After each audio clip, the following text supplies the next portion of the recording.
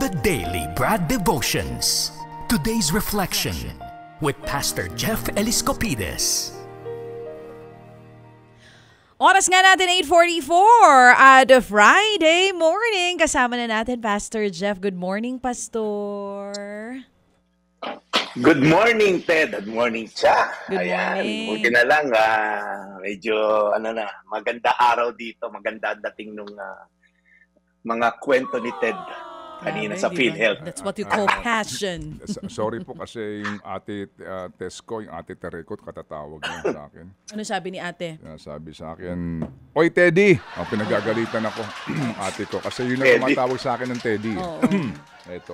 Teddy, inom ka ng tubig. Hindi. Ano sabi niya? Ito ang sabi niya rito. Sige, ano sabi "Oy, ni ate Teddy!" Tere? Sabi niya, nasa Regina. "Oy, Teddy!" Oo, tuloy mo lang yan. Okay, sorry. Si Ma'am Pia Magalona nakatutok din sa atin. Sabi naman niya, pasabi kay Ted, inom siya ng tubig, ha? Oo, tapos? Nakainom ka na daw ba ng tubig? Nakainom, tapos tuloy tas lang. mamaya, inom siya ng tubig, tas tuloy niya. Tapos, samahan ko daw ng Shiminet na song number. Sige po, Ma'am Pia Magalona, good morning po. Sabi naman dito ni Kuya Will, "Good morning, Tito Ted. Puso mo. Huwag na tayong magpa-stress pa sa ganyan. Let's enjoy life." Opo. Salamat, Kuya Will. True. Okay. Brad Jeff. Ako naman, Brad, Ted, kwento ko lang, meron akong visit din sa isang miyembro namin. Ito naman, private hospital. Okay, so hindi ko alam ang kalakaran sa PhilHealth. Pero colon cancer, tinanggalan ng 6 inches na colon. So yung bill niya na 800,000 plus, ayun, 21,000 yung nakuha sa PhilHealth. Sobra rin silang frustrated sa daming taon nila naguhulog.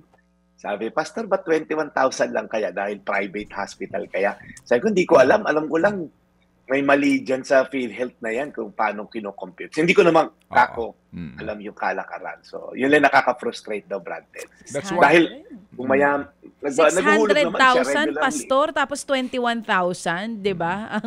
Sa tagal mong 800, naghulog, buong buhay ka naghulog. Si Red Sanchez, nanonood sa atin ngayon. Morning yun. po. So, colon cancer, stage 4, tinanggalan ng 6 inches na colon. Yung merong nag-metastasize sa liver So, kaya naging stage 4. Pero 21,000 yung nakuha sa PhilHealth. Sabi ko, ganun ba yun? Lugi kaya taron, bro. Well, yung nga din po kanina, ang atin, yung pagkaklaro, sabi ni Dr. Degrano, di ba? So meron silang ganitong mga programa, supposed to be nga pinalawak, pinalaki, pero at the end of the day, yung paghingi na, nung mga requirements, doon na sinisilip isa-isa, kaya lumiit. Kasi nga marami na pong sinasabi na hindi ito. Anyway, ayoko nang kainin pang oras mo dito, Brad Jeff, dahil panahon na para na tayo makahinga ng malalim at makapakinig ng magandang balita. Muli po, salamat na marami sa lahat po ng nakikinig ngayon sa atin, lalo na po doon sa nakikiisa sa mga tulad po ng pasyenteng binabanggit ni Brad Jeff. Marami ho ngayon ng mga may sakit. Napakarami po ngayon talaga ang may problema po sa kalusugan at ang kanila pong problema, paano sila magpapagamot. And we share ito hong mensahe na ihahatid sa atin ni Brad Jeff today bilang inspirasyon po sa ating lahat, sa ating pagkapit po sa ating pananampalataya. Amen. Alright, Brad Jeff? Amen. Okay. So ako rin, Brad Ted, gusto ko lang batiin Tita Marie at Tito Noel at Elmer at Joe Lopez na nanonood ngayon from New Jersey. Nagpadala ng picture. 12 hours difference, pero nanonood sila ngayon, gabi doon. So, anyway, nakwento nga po kanina, I was watching din this video clip, share ko lang, isang kongresista, nakakatawa lang niya. Sabi niya, hindi ko na-mention kung sino, sabi lang niya, pag nanalo raw yung mga binabatikos nila ngayon, yari sila. Sabi, pagka sila na may sumunod na administrasyon, tinatanong na interviewer, hindi ka ba natatakot pag sila nakaupo sa susunod?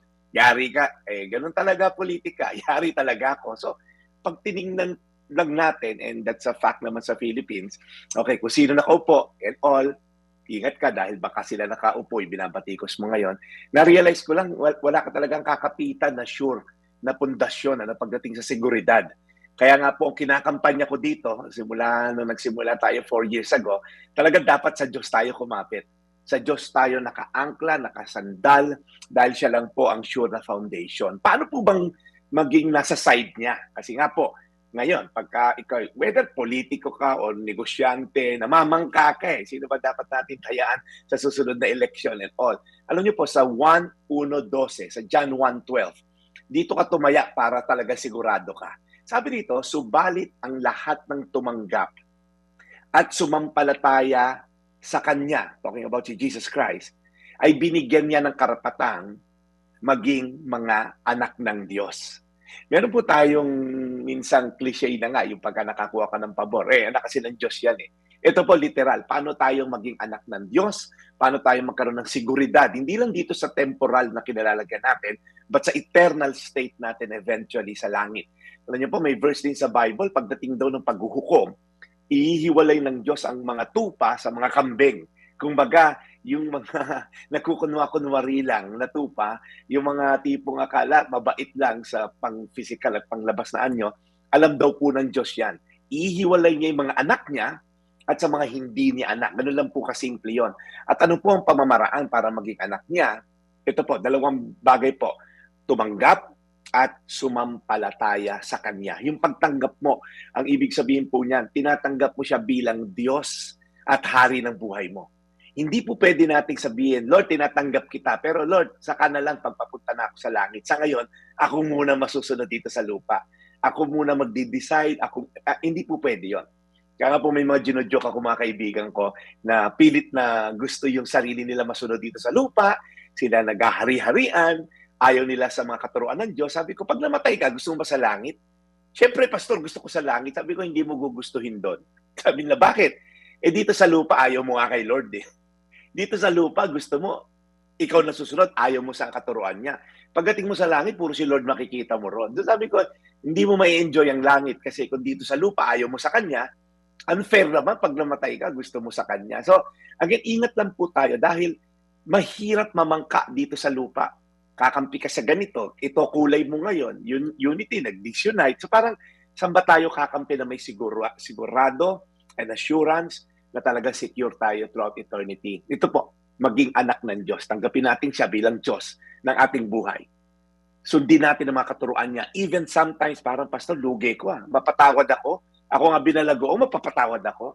Pastor, parang mali yata. Mapapakumbaba ako, babalagoongin ako ng mga yan. Pastor, lugi yata ako. Ako na lang yung nag-generous dito, bigay ng bigay. Hindi ko nilalagay yung pangalan ko sa tarpaulin.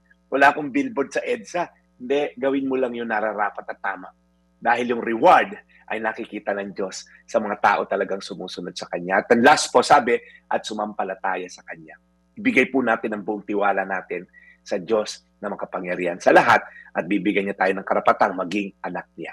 1:1:12, subalit ang lahat ng tumanggap at sumampalataya sa Kanya ay binigyan niya ng karapatang maging mga anak ng Diyos. Panginoon, maraming pong salamat.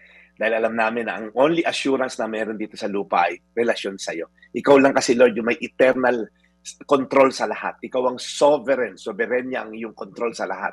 Kaya, Panginoon, patawarin niyo kami. Nagtatrust kami sa pera, sa koneksyon, sa posisyon, kung sino man nakasandal ngayon na administrasyon. Lord, ingatan niyo kami, Lord. At ikaw lamang aming sambahin at sandalan sa pangalan ni Jesus. Amen. Amen. Amen. Mahal na Panginoon, salamat po muli sa napakagandang balitang inihatid sa amin ni Brad Jeff. Lord, we pray na inyo pong laging aalagaan si Brad, ang kanya pong mga magulang, ang kanyang mga mahal sa buhay. Lord, bless his mission. Lagi niyo po siyang gagabayan. Mahal na Panginoon, salamat po sa araw na ito at kami po humihingi ng pangunawa at patawad sa inyo sa amin pong kadalasang pagiging emosyonal sa mga isyong pambayan. Sa pagiging tapat po sa amin pong sinasabi. Dahil mahal na Panginoon, kami po ay tao lamang at kadalasan po kami ay napapagal. Pero alam po namin na kayo nandidiyan.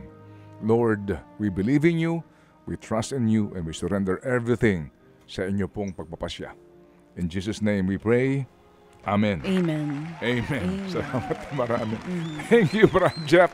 Sige, so Friday ngayon, are you gonna be coming over in Mandaluyong or you're going to stay there until the weekend, ha? Bad Ted, meron tayong preaching bukas. So, mamaya after lunch lang, uuwi na dahil naiinip na rin tong kasama ko eh. Gusto rin mag-hi sa'yo, Chacha. Uy! Ay, cute!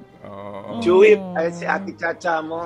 Grabe. Baka naman wala na Totoo Wala ba, na maisuot, Chacha. totoo ba yan o di baterya? Hindi, totoo yan. Okay. Oo. Sige. Alright, Brad, tomorrow at saka Sunday tuloy pa rin ang iyong mga mission sa iyong sa iyong preaching. Alright? Yes, Brad Ted. Wala tayo ngayong Shell Cosim. Last week po tayo nandiyan sa studio. Tomorrow po, alas 4, Rebuild City Church po, YouTube at Facebook channel. Live po ang inyong pastor doon sa online. At pag Sunday po, alas 10, may mga pumupunta, Brad Ted, praise God. Live na live pumupunta sa Fairmont Hotel in Makati, si Tita Perla, yan, Pacheco, nakita ko sila last Sunday, nakikinig lang din sa atin, all the way from Dasmariñas, Cavite, bumiyahe sa Makati. So thank you so much, Tita Perla. Yan. Sige. So salamat ng marami, Brad. At kami ikumusta mo sa lahat ng iyong constituents dyan o sa iyong malawak na hacienda. At nawa ay kay makapamitas ng iyong mga paboritong bunga sa iyong mga sa iyong malawak na farm. Sige, dinalo ko na si Teacher Rubilin ko. So, ito po ang inyong daily bread. Your daily dose of inspiration. Ted Filon at DJ Chacha. Ngayon, nasa Radyo 5, 92.3 News FM. Monday to Friday, 6 to 10 a.m.